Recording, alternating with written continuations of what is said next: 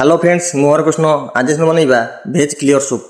प्रथम किसी भेटन लेवे जमी गाजर बीन छुई बंधाकोबी ब्रोकली जोटा आम नील फुलकोबी कहुए किसी छतु किसी बेबीकर्न भाई भल भाव कटिंग करी भल भाव फुटेबे स्वाद अनुसार लुण किसी चाइना सल्ट किसी चीनी पकई भल भाव मिक्स करेंगे 2-3 मिनट फुटेबे भाई थिकनेस किसी कन्फर पानी आड करेंगे भाई भल भाव मिक्स हे यहाँ भाई इजिली रेसिपी समस्त घर में बन पारे जेको भेजिटेबल पकड़ बन पारे मुझे जोटा कहली से नुह जेको भेजिटेबल पकड़ बन पारे ये सूपटा देह बहुत हेल्दी आउ ये वीडियो देखापी मो चैनल को फॉलो करेंगे और नुआ नुआ रेसिपी जानापी मो चैनल सब फॉलो करूँ आ वीडियो बहुत मार लाइक करूँ कमेंट करूँ शेयर करूँ तापर 2-3 मिनट फुटला देखते तो पड़े ये प्रस्तुत हो आपंकर भेज क्लियर सूप तापर गार्निशिंग स्प्रिंग अनियन करेंगे